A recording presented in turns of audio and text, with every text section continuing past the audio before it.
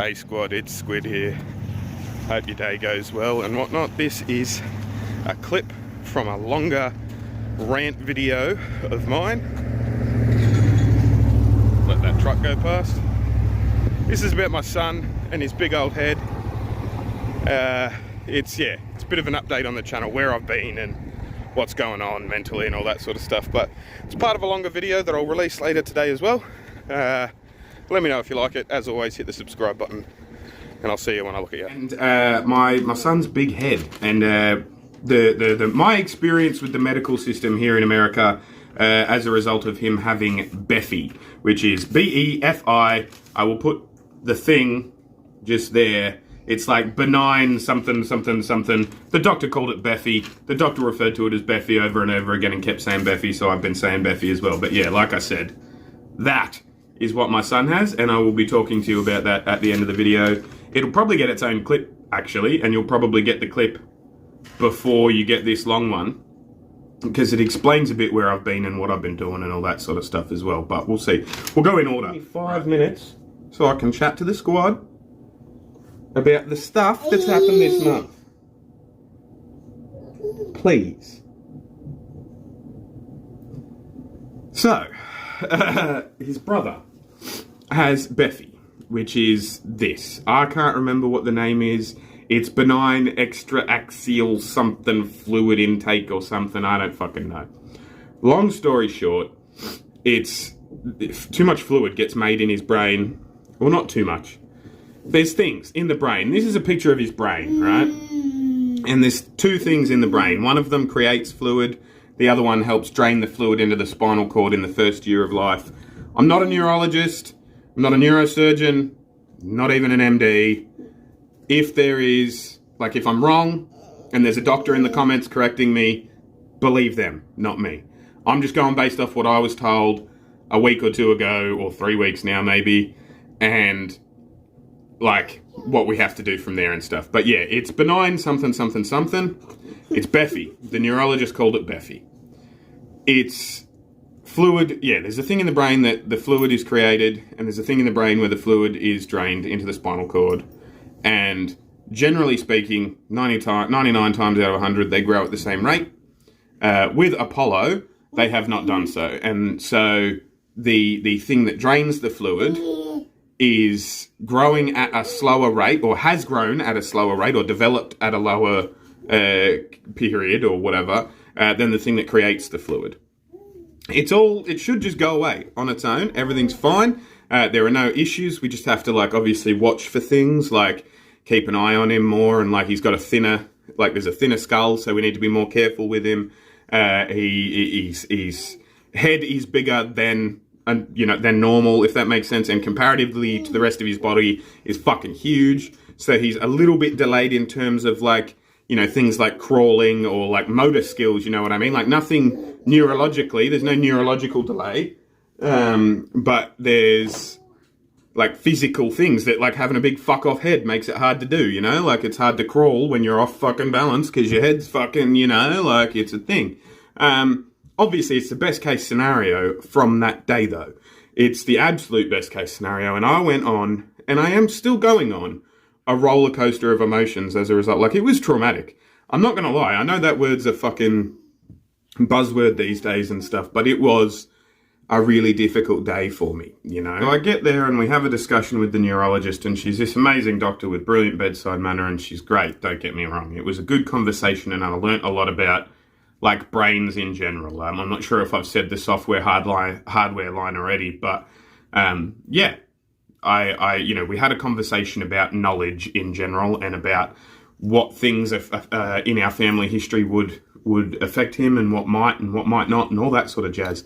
But what it came down to was, the reason we were there was because his head was fucking massive, and because, unlike standard procedure for his age and standard practice for his age, his head wasn't closing up appropriately. In fact, there were some areas where it looked like his skull was being pushed out. The neurologist said what that means is we have to do an emergency MRI, because if there's pressure pushing the skull outward, that means there's probably something in there that shouldn't be. And, as we know now, that's just a bit of extra fluid. and it will go away of its own accord, or it should do. We've got to keep track of it and stuff, and I'll tell you about that in a sec. But yeah, it's a thing, right? And she was like, look, we're going to skip you ahead of the queue. Like, it's an emergency MRI, so you're going to skip all the scheduled ones for today. They're going to get bumped back and stuff. Her shift had actually ended an hour earlier, but she waited and so I'll start at the beginning.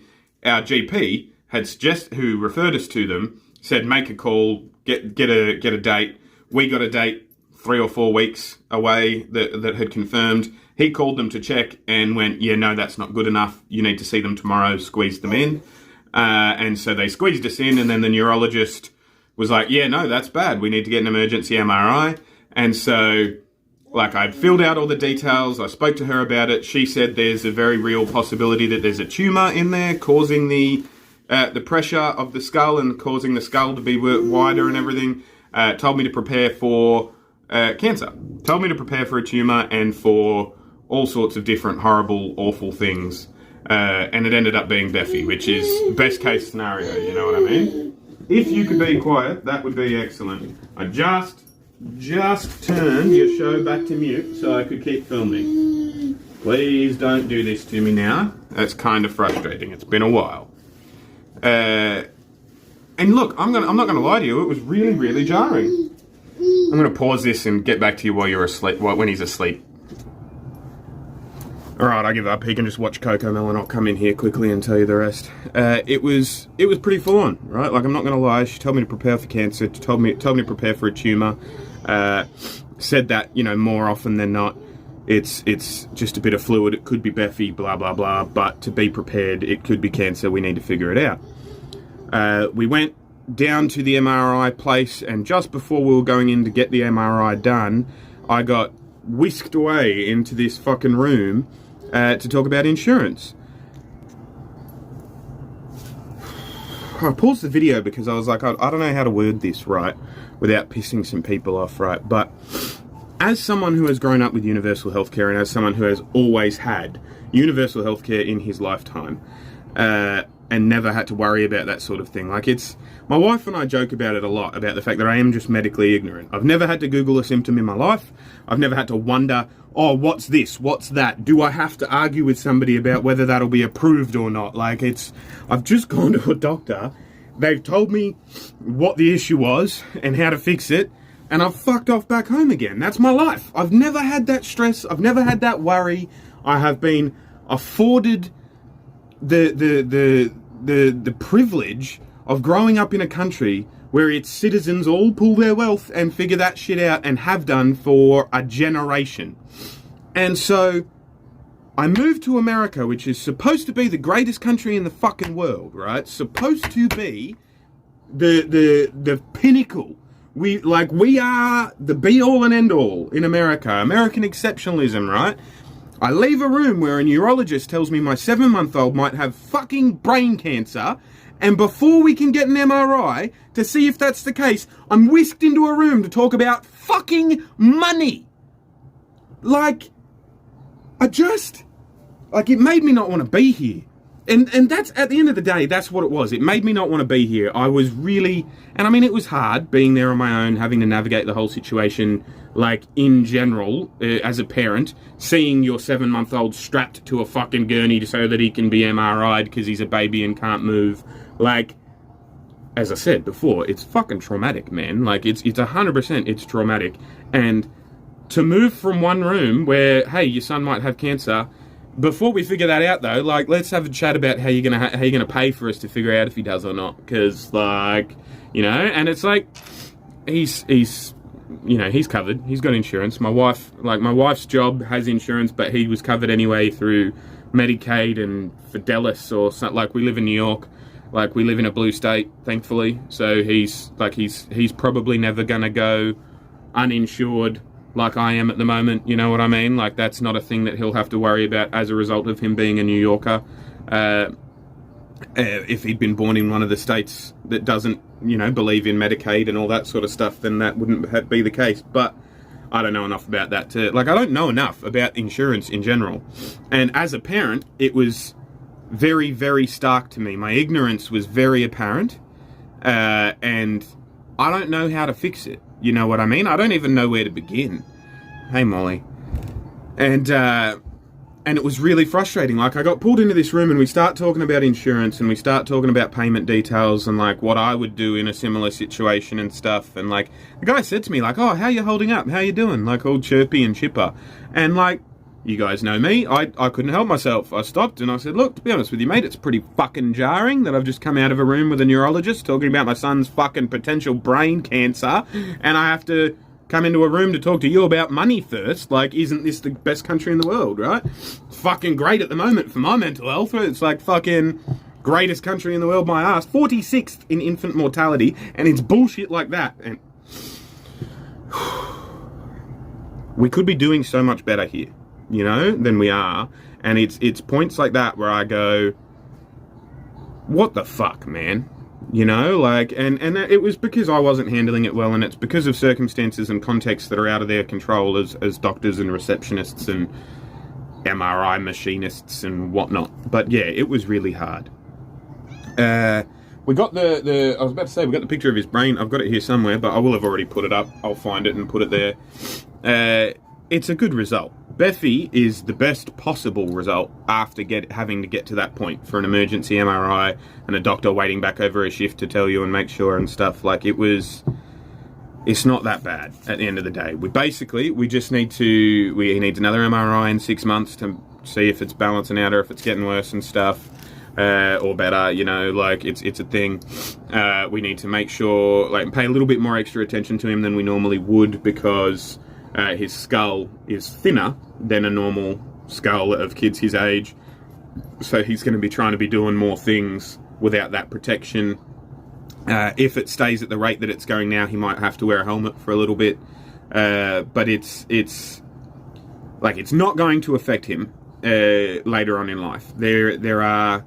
It's funny, you can Google it and stuff, and there are all sorts of different studies and stuff, and there are potential links between BEFI and autism. And, like, I don't give a fuck. Like, at the end of the day, I'd rather my kid be autistic than dead. It's the whole vaccination argument as well. Like, autistic to me, like, I've worked in disability care and I've worked in as a school learning support officer, which is like a teacher's aide. Like, I've worked with a lot of kids with autism. My nephew has autism. Like, autism to me isn't bad. It's not a bad thing, you know? Of course, I'm getting a phone call as I film. Bear with me. Always my luck, right? Always my luck. This is... I promise, these immigration diary videos will get easier and will get made better and stuff. I just got to get better at time management, evidently. But yeah, it was a whole thing, and it was really hard. And I've been battling mentally this month. I'm not going to lie, you know? Like, I've been lonely. I've been questioning, like, if it was the right decision to have kids. Like, because if he'd been diagnosed, like, if he had a tumor or something, like, 46th in infant mortality. Like, hey, Google, where does America rank for infant mortality in the world? 33 out. On the website, America's health ranking. 33, they just said, but the article I read said 46. And it's like, that's just not fucking good enough. At the end of the day, I don't even know what Australia is, but we're in the United fucking States of America. We should be number fucking 1 for infant mortality. What is a higher priority than that?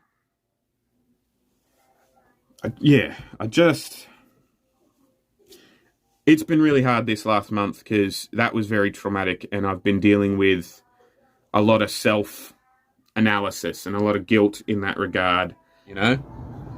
It's like you mourn the fucking shit that doesn't exist or didn't even exist to miss. It's weird. It's hard to explain, you know? Like, the fucking, you know, watching my sons throw a football around, like that's amazing and that's brilliant, but, like, I'm mourning the sons that were hand passing an Aussie rules ball in my head that never existed and will never exist because my sons are American. And that's a good thing. That's not a bad thing. You know what I mean? Like, I love them with every fiber of my being, but it's hard. It's a hard dichotomy, and seeing firsthand the medical system here in America, even in the bluest of blue states in New York, cunt's fucked. And and needs to change. Like, it needs to change. And if you're the type of person that doesn't think that medicine is a right and doesn't think that medical care is a right, you're a fuckwit. Hit unsubscribe. Like, at the end of the day, don't care. I'm more than willing to have a discussion about a bunch of stuff, but if you think money is the difference maker between people, whether they should be healthy or not, if you think that you should have to pay for medical care, you're a fuckwit. I don't care if you disagree. I don't care if I lose 75% of my subscribers. Universal healthcare is what rational, sane societies do. Universal healthcare should have been done in this country 50, 60, 70 years ago. And it's a blight on the United States that you have to have a discussion about insurance in between the room where the doctor says your 7-month-old might have fucking brain cancer and the room where you find that out. That is fucking abhorrent. I'll get back to the reaction videos soon, I guess. I'll see you guys when I look at you.